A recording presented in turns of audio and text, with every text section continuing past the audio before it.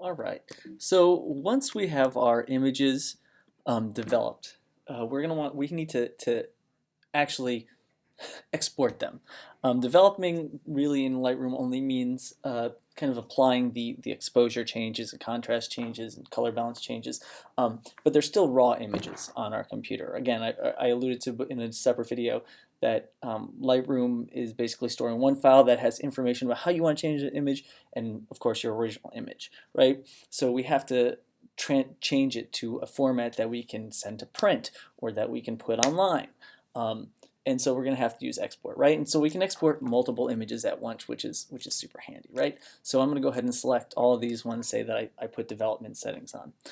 So if I can click more than one, I can hit the first one, hold the shift key down, and press all the way at the end one, and it'll pull. If I wanted to do more than one, I would just hold down the command key if they weren't in an order. But I'm going to go ahead and just do all of these like this, right? So I'm going to click export. And you'll see now we got a lot of choices to make.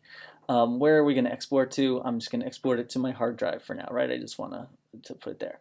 Where do I want to put it?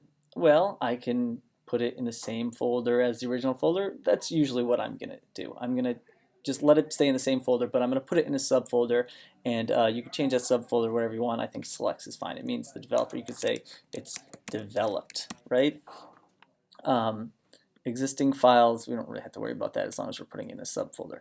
Now, now we have a chance to rename the custom text, right?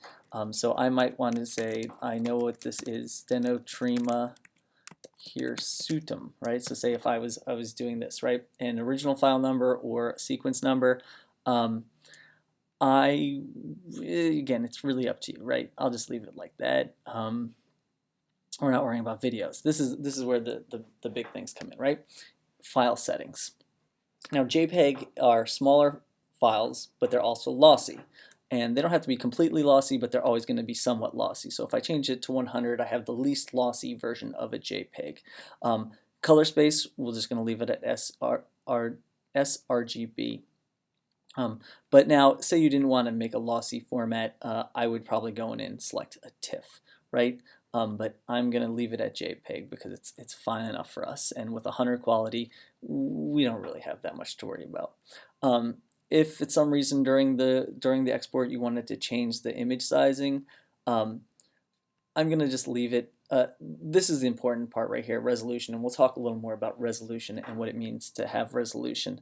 I'm going to by default make sure that it doesn't change the image in any way, shape, or form. It just changes how it records what resolution, and resolution will just change the print size basically if we don't change the actual size, like resize it.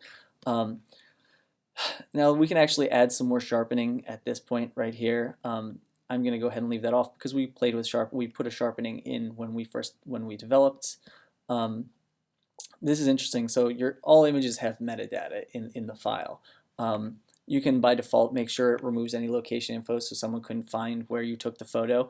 You can make sure it only puts in just your copyright information, and I didn't go over this, but these are things that you can do if you want to. I'm just going to leave it at all metadata, and I don't really care. Watermarking, right? You want to put an ugly watermark over it. We don't want to do that. And once you're done with it, what do you want to do? Hey, we can just have it open up that folder for us to make sure everything's gone great, right? So that's it. Those are our choices. We just go ahead and click our handy little export button, and we'll look over up in the top left as Lightroom works like the wind to go ahead and convert those. And once it's done, I guess I won't wait for it. It'll just open up that folder for me. But you'll have JPEGs that you can then put on the web or send to print or whatever it is you may want to do.